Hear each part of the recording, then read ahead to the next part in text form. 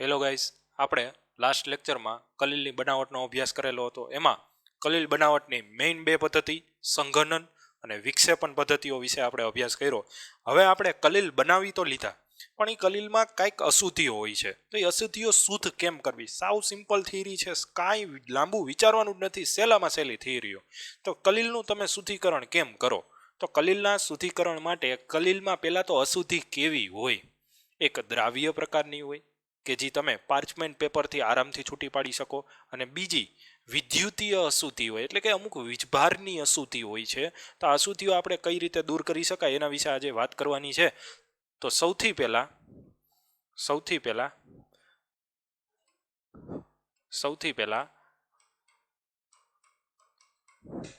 Dialysis, અને dialysis પછી જ ઇલેક્ટ્રો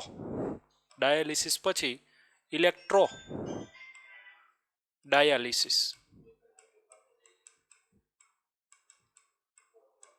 તો જો ડાયાલિસિસ એટલે શું? ડાયાલિસિસ એટલે શું થાય કે તમારે શું કરવાનું છે? સૌથી પહેલા ડાયાલિસિસમાં સૌથી પહેલું સ્ટેપ શું કરવાનું છે? ફર્સ્ટ સ્ટેપ આપણે શું લેશું? તો પહેલું સ્ટેપમાં તમારે સેલફોન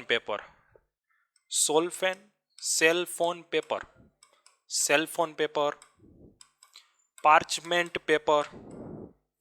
સૌથી પહેલા શું કરો? સેલફોન પેપર, પાર્ચમેન્ટ પેપર, એના વડે જે કલીલ દ્રાવણ છે ને ગાળો. સેલફોન પેપર અથવા તો પાર્ચમેન્ટ પેપર વડે, અથવા તો કોઈ પણ બીજો અર્ધ પારગમ્ય પડદો જે તમારી ધ્યાનમાં હોય તેના વડે આને ગાળી લીધું.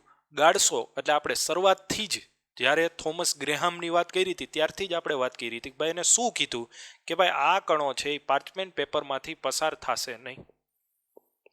નહીં થાય. તો એ કેમાં રહી ગયા? સેલફોન પેપરમાં જ રહી જશે. દાખલા તરીકે સેલફોન પેપર વાપરો, સેલફોન પેપરમાં કોણ રહી ગયું? કલીલ કણો રહી ગયા. હવે આ કલીલ કણોને આ પેપર હતું એમાં નાખતો ગયો, કલીલ કણો અહીંયા રહી ગયા. હવે સેલફોન પેપરની પોટલી વાર દેવાની. શું વાર દેવાની છે? પોટલી. અને એ સેલફોન પેપરની પોટલી વારી દીધી. આ પોટલીને આવી રીતે એક રચના તમારે બનાવવાની છે. આવી રીતે એક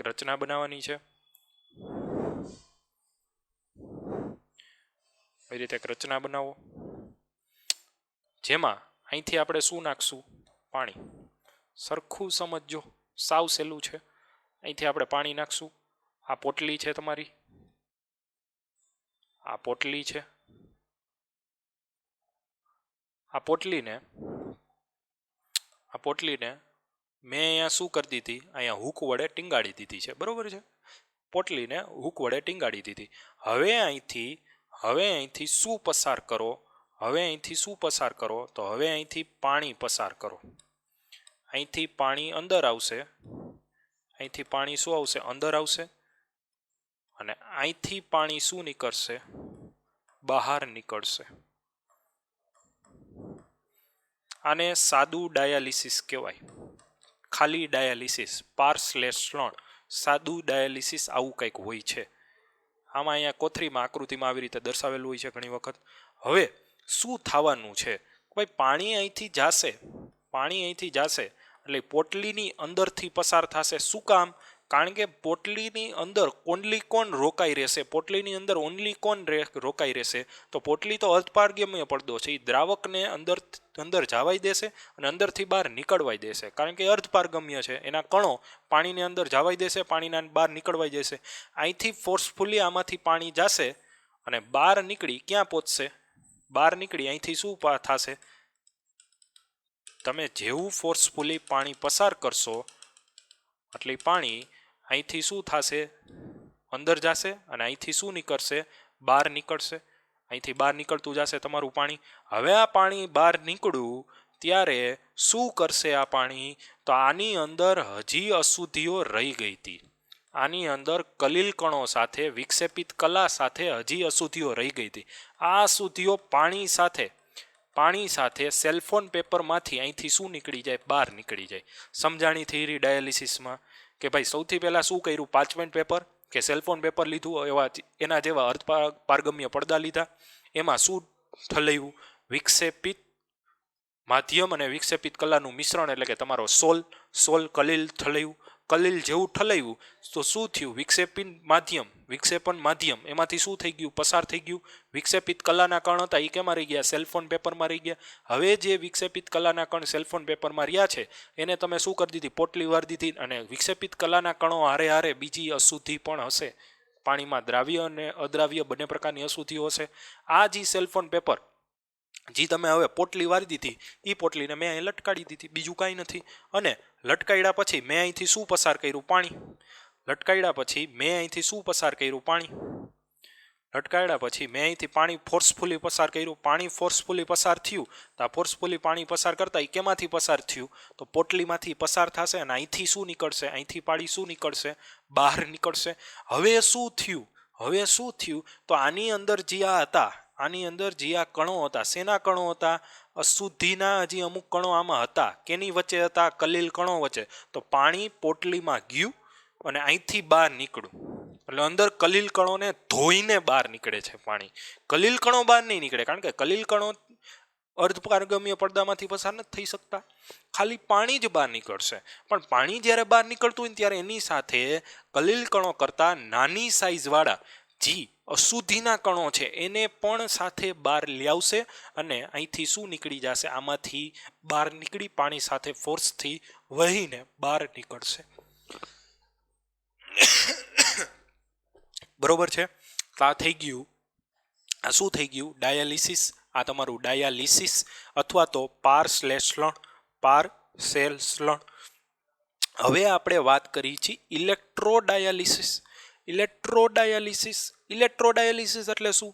તો પાછું આપણે સમજી લઈએ ઇલેક્ટ્રોડાયાલિસિસ એટલે શું. તો સિમ્પલ વસ્તુ તમારે કરવાની છે. ઇલેક્ટ્રોડાયાલિસિસ માટે ખાલી અહીંયા તમારે 2 વિદ્યુત ધ્રુવની પ્લેટો લગાડવાની છે. ખાલી અહીંયા શું લગાડવાની છે? 2 વિદ્યુત ધ્રુવ, 2 ધાતુની પ્લેટો લગાડી દો. આ એક પ્લેટને કોની સાથે જોડી દો? પ્લસ સાથે. એક પ્લેટને કોની સાથે જોડી દો? માઇનસ સાથે. એટલે આ શું બની જાય? તમારી કેથોડ બની જાય. માઇનસ છે એ તમારું કેથોડ, પ્લસ છે એ એનોડ. આ કેથોડ, આ તમારું એનોડ. હવે આમાંથી જેવો વિદ્યુત પ્રવાહ પસાર કરો એટલે આમાંથી જે ઋણ અશુદ્ધિ હશે, ઋણ આયન ધરાવતી આયની અશુદ્ધિ હશે, મેં તમને કીધું હતું આમાં ઋણ આયન ધરાવતી અશુદ્ધિ હશે એ ક્યાં સીધી જમા થઈ જશે? એનોડ ઉપર. અને ધન આયન ધરાવતી અશુદ્ધિ હશે એ ક્યાં જમા થઈ જશે? કેથોડ ઉપર. થઈ ગયું. આને શું કહેવાય? આને કહેવાય ઇલેક્ટ્રિક ડાયાલિસિસ. આ ઇલેક્ટ્રિક ડાયાલિસિસનો ઉપયોગ ક્યાં થાય? તો કિડનીમાં. આપણે સમજ્યું છે જેને કિડની કામ ન કરતી હોય એને કૃત્રિમ રીતે એના લોહીને ફિલ્ટર કરવામાં આવે છે, તો ત્યાં ડાયાલિસિસ પદ્ધતિનો ઉપયોગ થાય છે. હવે બીજી પદ્ધતિ કઈ છે? Ultra filtration. બીજી શુદ્ધિકરણની પદ્ધતિ કઈ છે? Ultra filtration. બીજી પદ્ધતિ કઈ છે? Ultra filtration. અલ્ટ્રા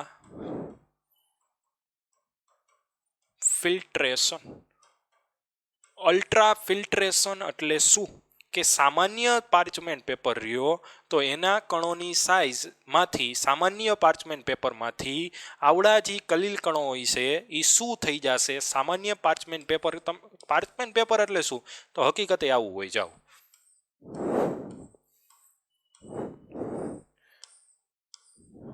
આ દાખલા તરીકે ઝૂમ કરીને જોઈ તો આવું દેખાય. આ શું હોય તમારા? આ શું થઈ ગયા? પાર્ચમેન્ટ પેપરના છિદ્રો. હવે સામાન્ય પાર્ચમેન્ટ પેપરમાંથી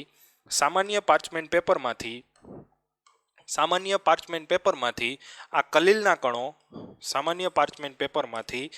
કલીલના કણો જો નાના હોય, કલીલના કણો એટલે શેની વાત થાય છે? વિક્ષેપિત કલા. જો એના કણો નાના હશે તો આમાંથી પસાર થઈ જાય. તો આનું ફિલ્ટરેશન ન કરી શકું તો શું કરવાનું? તો આની આજી સાઇઝ છે ને, આ પાર્ચમેન્ટ પેપરના જે આ કાણા છે ને, આ કદ, આ જે છિદ્રો છે ને, એ છિદ્રોને મારે નાના કરવા છે. છિદ્રોને નાના કરવા હોય ને તો એના ઉપર જિલેટિન જેવો પદાર્થ લગાવવામાં આવે છે. જિલેટિન શું કરે? ગુંદર જેવો પદાર્થ છે, ગુંદર જેવો જેલી જેવો પદાર્થ છે.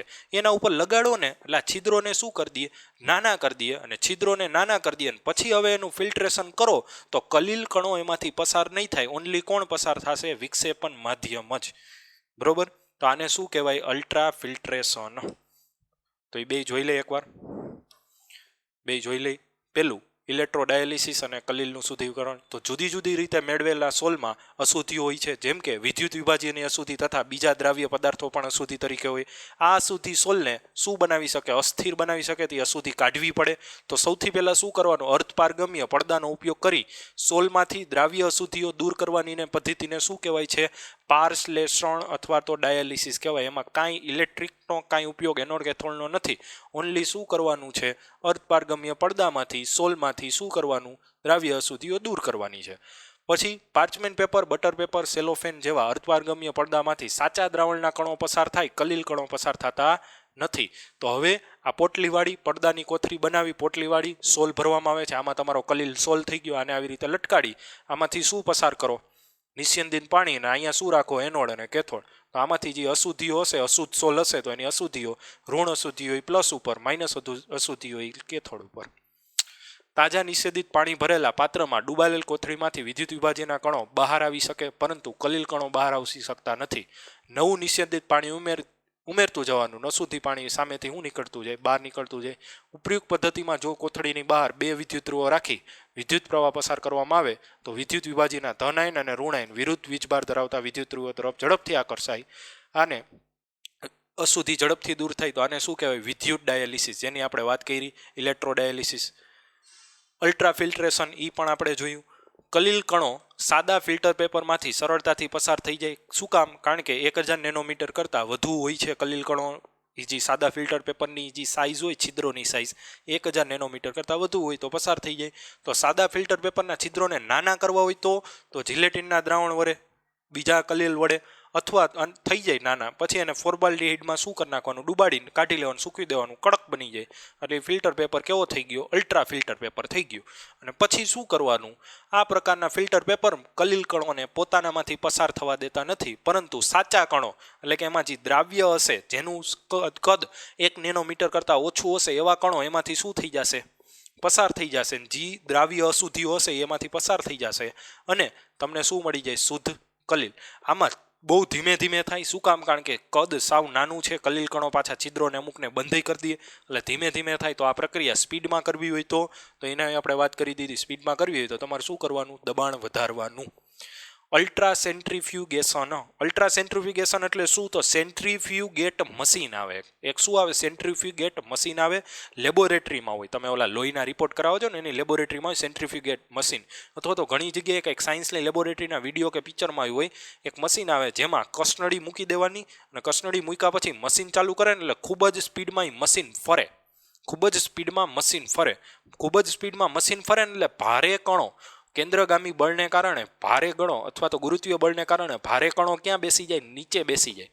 ભારે કણો નીચે બેસી જાય એટલે કે અહીંયા કલીલ કણો નીચે બેસી જશે અને અશુદ્ધિઓ ક્યાં રહી જશે? ઉપર.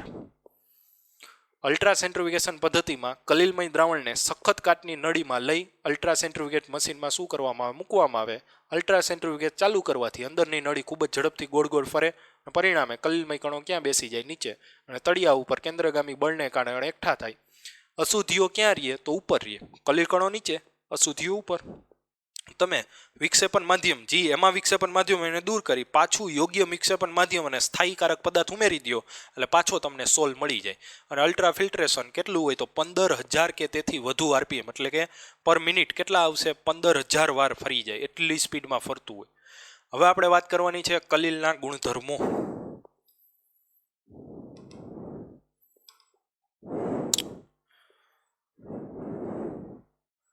એક એક ગુણધર્મની ચર્ચા કરતા જઈને એમાં જોતા જાય. તો કલીલનો પહેલો ગુણધર્મ છે પ્રકાશીય ગુણધર્મ. કલીલનો પહેલો ગુણધર્મ કયો છે?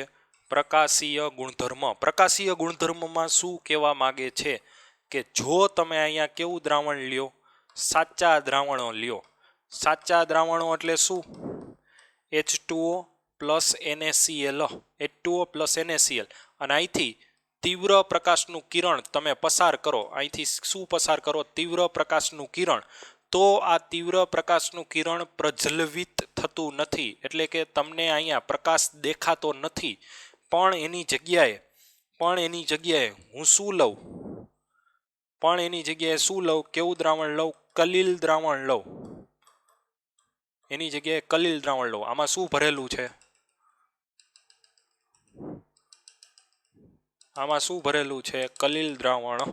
તો આ કલીલ દ્રાવણમાં અંદર શું તરતા હશે? તો આપને ખબર જ છે કલીલ દ્રાવણમાં અંદર શું તરતા હોય. કલીલ દ્રાવણ હોય તો એની અંદર શું તરતું હોય? વિક્ષેપિત કલા. વિક્ષેપિત કલા એટલે શું? કલીલ કણો તરતા હોય. વિક્ષેપિત કલા એટલે શું? કલીલ કણો તરતા છે. હવે આમાંથી તીવ્ર પ્રકાશના કિરણો પસાર કરું અથવા તો એક કિરણ પસાર કરું તો આ તીવ્ર પ્રકાશનું કિરણ આની સાથે અથડાશે.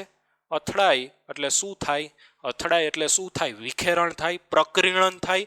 અને પ્રકીર્ણન થાય એટલે આપને પ્રકાશનો માર્ગ આટલામાંથી આવી રીતે આપને અહીંયા પ્રકાશનો માર્ગ શું બનશે? દ્રશ્યમાન બનશે. આ દરેક કણો પ્રકાશના કિરણોનું શું કરશે? પ્રકીર્ણન કરશે. એટલે જેટલા ભાગમાંથી આ પ્રકાશનું કિરણ પસાર થતું હશે એટલો ભાગ મને શું બનશે? દ્રશ્યમાન બનશે. દ્રશ્યમાન બને તો શું થયું કહેવાય? તો એને કઈ અસર કહેવાય? તો એને કહેવાય ટિન્ડલ અસર. તો એનો મતલબ શું? ભાઈ કલીલ કણો કઈ અસર આપે છે? ટિન્ડલ અસર આપે છે. સાચા દ્રાવણો ટિન્ડલ અસર આપતા નથી. નિલંબિત કણો ટિન્ડલ અસર આપે તો આપે, જ્યારે કણો નીચે નો બેસી ગયા હોય ને ત્યારે ટિન્ડલ અસર આપે. ટિન્ડલ અસર તમે 10મામાં ભણી ગયા છો. ટિન્ડલ અસરનું સિમ્પલ એક્ઝામ્પલથી તમે સમજો કે ભાઈ ઉનાળામાં એક બેઝિક બધા આ જોયું ઉનાળામાં. ભાઈ ઉનાળામાં શું હોય? તો એક નાનકડું છિદ્ર રહી ગયું હોય. નાનકડું છિદ્ર રહી ગયું હોય ક્યાંક દરવાજામાં કે બારીમાં ખુલ્લું. તો એ છિદ્રમાંથી જે સૂર્યપ્રકાશનું તીવ્ર કિરણ આવતું હોય ને તો એ તીવ્ર કિરણનો તમને માર્ગ શું બને છે? પ્રકાશિત થાય છે. એ તીવ્ર કિરણનો તમને માર્ગ શું થાય છે? પ્રકાશિત થાય છે. અને એ માર્ગની અંદર તમને નાના કણો દેખાશે, ઝીણા ઝીણા કણો દેખાશે. તો એ શું કામ થયું? કારણ કે હવા, તમારી હવા છે એ કેવું શું કહેવાય? એરોસોલ કહેવાય. એ તમારી હવા છે એ એક પ્રકારનો શું છે? એરોસોલ છે, કલીલ દ્રાવણ જ છે. એની અંદર હવાની અંદર ઘન કણો જ છે. હવાની અંદર શું તરે છે? ઘન કણો.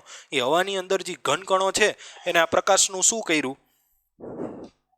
અહીંયા કણો હશે, અહીંયા માર્ગમાં જે આ કણો હશે એને આ પ્રકાશનું શું કર્યું છે? પ્રકીર્ણન કર્યું છે. વિખેરણ કરી નાખ્યું. પ્રકાશને વિખેરી દીધો.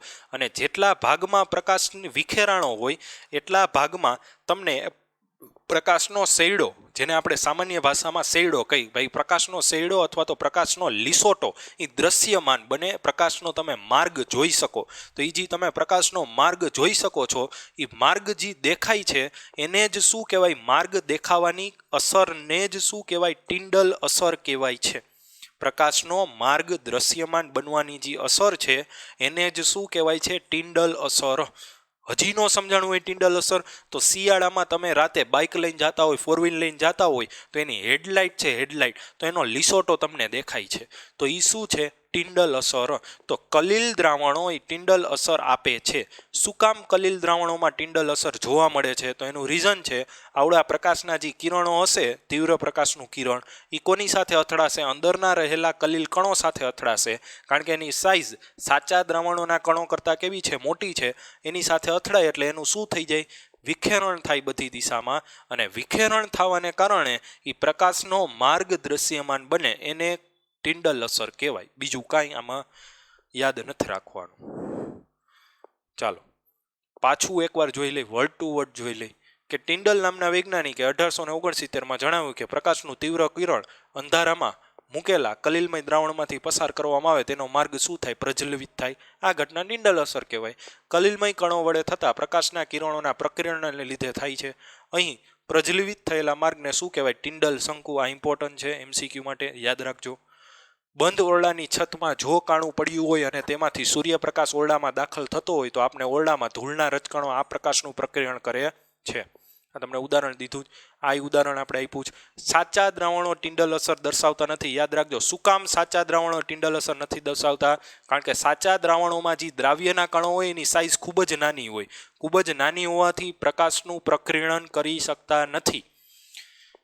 કારણ કે કણો ખૂબ જ નાના હોવાથી પ્રકાશનું પ્રકીર્ણન ન કરી શકે. પ્રકાશના 3 કિરણોને કલીલમય સલ્ફરના કરણમાંથી પસાર કરો તો નારંગમાંથી ગુલાબી અને વાદળીમય અને લીલા રંગમાં ફેરવાય છે. આ રંગોનો આધાર કલીલ કણોના કદ ઉપર અને જોનારના સ્થાન ઉપર હોય. ખાસ યાદ રાખવું, જો તમે જે કલીલ કણો લીધા એનું કદ નાનું છે તો જે અંદરથી લીસટ હોય છે ને, અથવા તો એ આખું કલીલ દ્રાવણ હશે ને, એ કલીલ દ્રાવણ એ તમને કેવા રંગનું દેખાશે? વાદળી રંગનું દેખાશે. જો કલીલ કણોની સાઇઝ મોટી હશે, મોટી 500 થી 600 નેનોમીટર જેવડી હશે, કલીલ કણોની સાઇઝ 500-600 નહીં પણ 600 થી 700 નેનોમીટર જેવી હશે, તો લાલ દેખાશે. તો એ તમને કલીલ કણનું દ્રાવણ કેવું દેખાશે? લાલ. સોનાનું કલીલ દ્રાવણ હોય, ગોલ્ડના સોલનું, ગોલ્ડ સોલ, તો એ કેવા રંગનું હોય? નોર્મલી લાલ રંગનું હોય છે.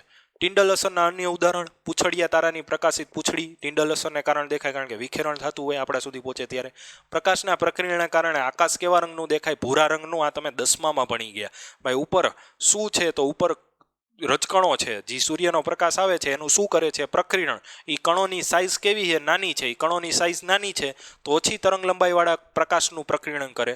ઓછી તરંગ લંબાઈવાળા પ્રકાશનું પ્રકીર્ણન કરે એટલે હું એમાંથી જે છૂટો પ્રકાશ પડશે, અથવા તો એ જે પ્રકાશ છૂટો પાડશે એ કેવા રંગનો દેખાશે? વાદળી રંગનો. એટલે જ આકાશ વાદળી કે કેવા રંગનું દેખાય? ભૂરા રંગનું.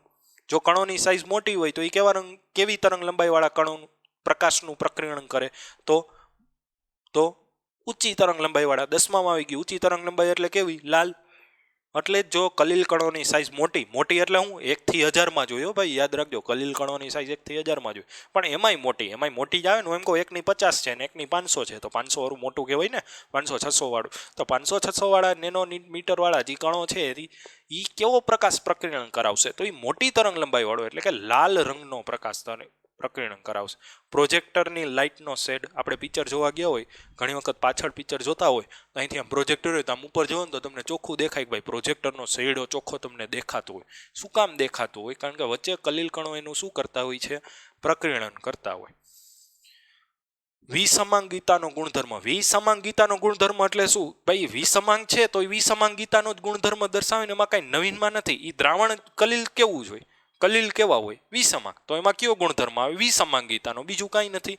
કલાઓ અનુક્રમે વિસમાંગ હોય. અને કઈ વિસમાંગ કલાઓ છે? તો વિક્ષેપિત કલા અને વિક્ષેપિત માધ્યમ. દ્રશ્યતા. દ્રશ્યતા એટલે શું? કલીલ કણોને જોઈ શકાય કે ન જોઈ શકાય? તો અમે હમણાં જ વાત કરી હતી, કલીલ કણોને જોઈ શકાતા નથી. સૂક્ષ્મદર્શકથી જોઈ શકાય? નથી જોઈ શકાતા. સાદા સૂક્ષ્મદર્શકથી નથી જોઈ શકાતા. તો શું અલ્ટ્રા માઇક્રોસ્કોપથી જોઈ શકાય? સાદા માઇક્રોસ્કોપથી નથી જોવાતા, તો અલ્ટ્રા માઇક્રોસ્કોપથી જોવાય તો આ જોવાય.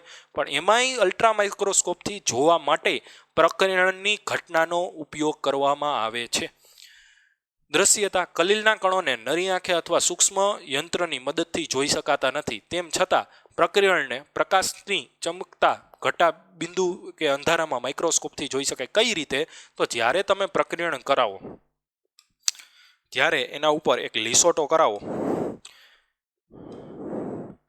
જ્યારે તમે એના ઉપર લીસોટો કરાવો,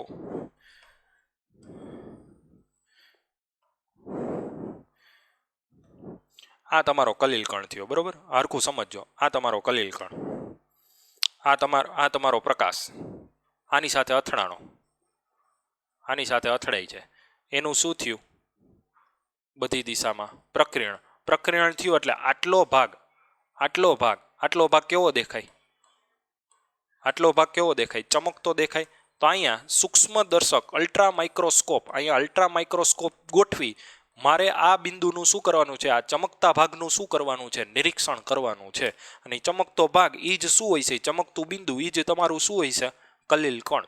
તો પ્રકાશનું પ્રકીર્ણન પર આધારિત સૂક્ષ્મ, આ ખાસ એમસીક્યુમાં પૂછાય. ઝિગમોન્ડે એક એવું સૂક્ષ્મદર્શક યંત્ર બનાવ્યું હતું કે જે પ્રકીર્ણનના સિદ્ધાંત ઉપર આધારિત હતું. માહિતી છે, આપણે ડિટેલમાં નથી જવાનું. પછી ફિલ્ટરેશન એટલે શું તમે ફિલ્ટર કરી શકો? કલીલના કણો ફિલ્ટર થઈ શકે? પાર્ચમેન્ટ પેપરમાંથી પસાર થઈ શકે? તો એનો આન્સર ઓલવેઝ કેટલો શું આવશે? નો.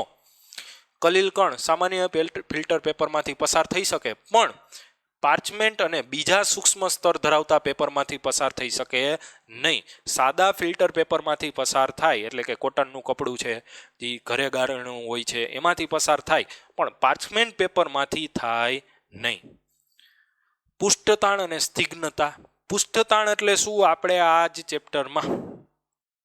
ચેપ્ટરમાં આગળ જ્યારે મેં પુષ્ઠ ઉર્જા સમજાવ્યું હતું ત્યારે મેં તમને પુષ્ઠતાણ સમજાવેલું છે, બરોબર? સ્નિગ્ધતા એટલે શું? ઘટપણું, કે લાયોફોબિક સોલ માટે પુષ્ટતાણ અને સ્નિગ્ધતા વધારે પડતી માધ્યમથી અલગ હોતી નથી. લાયોફોબિક સોલમાં કાંઈ લાંબો ફેર નથી પડતો. કેમાં? પુષ્ટતાણ અને સ્નિગ્ધતામાં. શું કામ? કારણ કે એમાં માધ્યમના કણ એ માધ્યમ સાથે આકર્ષણ જ નથી કરતા.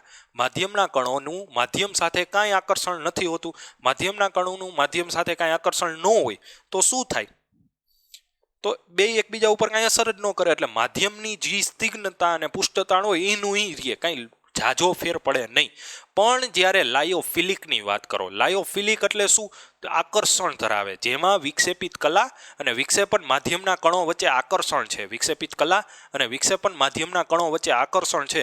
તો એ આકર્ષણને કારણે શું થાય? પકડી રાખે. કોણ પકડી રાખે? વિક્ષેપિત કલા અને વિક્ષેપિત માધ્યમના કણો, એક વિક્ષેપણ માધ્યમના કણો એકબીજાને પકડી રાખે. પકડે એટલે સ્નિગ્ધતા શું થાય? વધે. બે એકબીજાને પકડે, આકર્ષણ વધ્યું તો સ્નિગ્ધતા શું થાય? ગુંદરની સ્નિગ્ધતા કેવી હોય? ગુંદર કેવું હોય? ચીકાશ, ચીકણું કેવું હોય? વધારે હોય. સ્નિગ્ધતા વધી. શું કામ વધી? કારણ કે વિક્ષેપિત કલા અને વિક્ષેપિત માધ્યમ બે એકબીજાને શું કરી રાખે છે? આકર્ષી રાખે છે. સ્નિગ્ધતા વધે તો પુષ્ટતાણ શું થાય? ઘટે. આ વસ્તુ યાદ રાખો. શું કામ લાયોફિલિકમાં સ્નિગ્ધતા વધારે અને પુષ્ટતાણ ઓછું હોય? કોના કરતા? વિક્ષેપણ માધ્યમ કરતા. કારણ કે એ બે એકબીજાને આકર્ષી રાખે છે, પકડી રાખે છે. કોણ? વિક્ષેપણ માધ્યમ અને વિક્ષેપિત કલા. રંગ, તો રંગ કેના ઉપર આધાર રાખે? ખાસ સરખું સમજો. રંગ કેના ઉપર આધાર રાખે? તો કલીલમાંથી કઈ તરંગ લંબાઈનો પ્રકાશ, કઈ તરંગ લંબાઈના પ્રકાશનું પ્રકિરણ થાય, વિખેરણ થાય. તમે પ્રકાશ મોકલો, શ્વેત પ્રકાશ. શ્વેત પ્રકાશ એ કલીલના કણો સાથે અથડાશે. અથડાશે એટલે હમણાં જ સમજાયું શું થશે? બધી દિશામાં શું થશે? પ્રકિરણ થશે. તો બધી દિશામાં પ્રકિરણ થાય છે. તો બધી દિશામાં જે પ્રકિરણ થતો પ્રકાશ એની તરંગ લંબાઈ કેટલી? તો એના ઉપર આધાર રાખે. જો તરંગ લંબાઈ ઓછી હોય તો વાદળી રંગ પ્રકિરણ થયો, તો તમારી આંખ સુધી વાદળી રંગ પહોંચ્યો. એ વાદળી રંગ કેમાંથી નીકળીને તમારી આંખ સુધી પહોંચ્યો? કલીલના દ્રાવણમાંથી. તો આખું કલીલનું દ્રાવણ વાદળી દેખાય. જો મોટી તરંગ લંબાઈ વાળો પ્રકાશ તમારી આંખ સુધી પહોંચ્યો, એટલે કે લાલ રંગનો, લાલ કે રતુમડા જેવો રંગનો પ્રકાશ તમારી આંખ સુધી પહોંચ્યો હોય, તો એ કલીલનું દ્રાવણ તમને કેવા રંગનું દેખાય? રતુમડા રંગનું. બરોબર છે? તો પ્રકાશની તરંગ લંબાઈ વાળા, પાછી પ્રકાશની તરંગ લંબાઈ ઉપર તો આધાર રાખે જ. હવે કી તરંગ લંબાઈનો પ્રકાશ બહાર નીકળશે એનો આધારે પાછો કેના ઉપર રહે? તો એમ તમને સમજાયું, કલીલના કણો ઉપર. બે એકબીજા ઉપર ડિપેન્ડન્ટ છે. કલીલનું દ્રાવણ કેવા રંગનું દેખાશે? તો જી તરંગ લંબાઈનો પ્રકાશ બહાર નીકળશે એના જેવું. કેવા રંગનો પ્રકાશ બહાર નીકળશે એનો આધાર કેના ઉપર રહે? કલીલના કણો ઉપર. બરોબર છે? તો આપણે એ જ વાત કરવાની છે. ખાસ મેઇન વસ્તુ આ જ છે. જો ઝીણા ગોલ્ડના સોલ હોય, ઝીણા ગોલ્ડના સોલ એટલે હું 50 થી 100 નેનોમીટરનો સોલ હોય, જેમાં ગોલ્ડનો સોલ બનાવવું, અને જો એમાં ગોલ્ડના કણ 50 થી 100 નેનોમીટર વાળા હોય, ઝીણા હોય, તો એ વાદળી રંગનો દેખાય અથવા તો જાંબલી રંગનો દેખાય. થોડાક મોટા કરું, વાદળી રંગનો થાય. હજી મોટા ગોલ્ડના સોલ કરું તો એ કેવો રંગ થઈ જાય? લાલ. અને હજી મોટા કરું એટલે 800 થી 900 નેનોમીટર સાઇઝ કરી નાખું તો કેવા થઈ જાય? સોનેરી. એટલે એનો મતલબ શું? કે જો કલીલ કણોની સાઇઝ નાની હશે, નાની એટલે કેની વચ્ચે? 1 થી 1000 નેનોમીટરમાં નાની હશે, તો એ કલીલનું દ્રાવણ કેવું દેખાશે? જાંબલી. જો મધ્યમ હશે, મધ્યમ એટલે શું? 100-200, તો વાદળી. 100-200-300 જેવું. અને જો એનાથી વધારે હશે તો કેવું? લાલ. અને છેવટે કેવું? સોનેરી. બરોબર? ખૂબ જ મોટા. બ્રાઉનિયન ગતિ આપણો છેલ્લો ટોપિક છે. બ્રાઉનિયન ગતિ બહુ ઇમ્પોર્ટન્ટ છે. બ્રાઉનિયન ગતિ, આ બ્રાઉનિયન ગતિ જ સમજાવે છે. બ્રાઉનિયન ગતિ ઉપરથી જ તમે સમજાવી શકો કે શા માટે કલીલ કણો નીચે બેસતા નથી.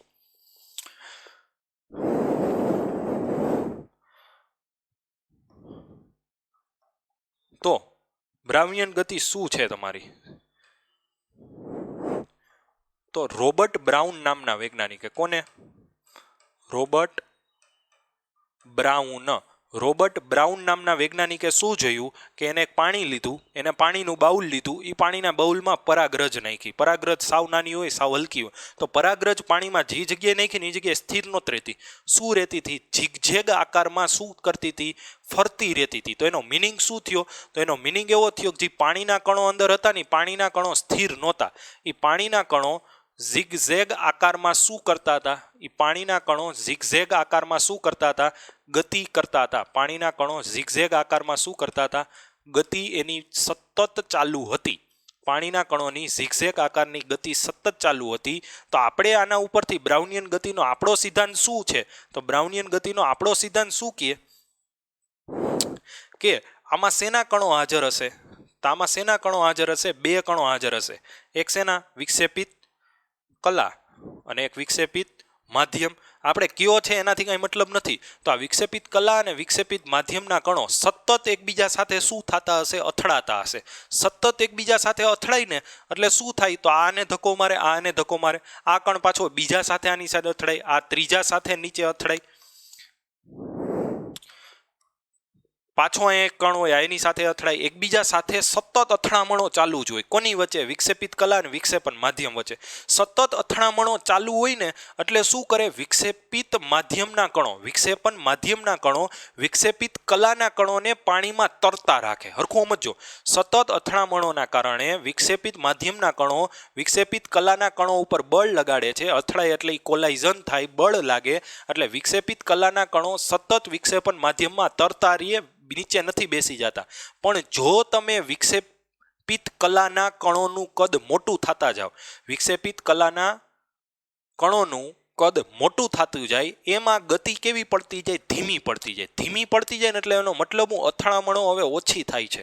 અને વિક્ષેપિત કલાના કણોનું કદ અમુક હદ કરતાં મોટું લઈ લ્યો તો હવે એની સાથે વિક્ષેપણ માધ્યમ અથડાઈને તો એને કાંઈ એટલી બધી ઉર્જા નથી મળતી, એટલે કંઈ ગતિમાં આવતા નથી. એટલે શું થશે? એ ધીરે ધીરે ક્યાં બેસી જાય? નીચે બેસી જાય. એક સિમ્પલ ઉદાહરણ છે. એક આવડો બોલ લ્યો, બીજો આવડો બોલ લ્યો, બરોબર? હવે આની સાથે અથડાશે, બે એકબીજા સાથે અથડાશે, બે એકબીજાને ગતિમાં ફેરફાર કરશે. પણ એક બોલ આવડો લઈ લો અને બીજો બોલ આવડો લો, હવે આની સાથે અથડાય તો આ બીજા મોટા બોલને કાંઈ ગતિમાં લાવી શકે? ન લાવી શકે. તો એ જ કહેવા માગે છે.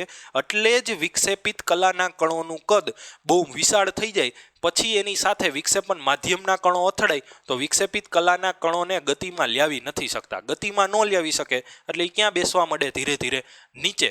એટલે જ કલીલ કણોનું કદ 1000 નેનોમીટર કરતાં કેવું હોય? નાનું હોય. જો 1000 નેનોમીટર કરતાં નાનું હશે તો જ એ અથડામણોને કારણે એ ક્યાં રહી શકશે?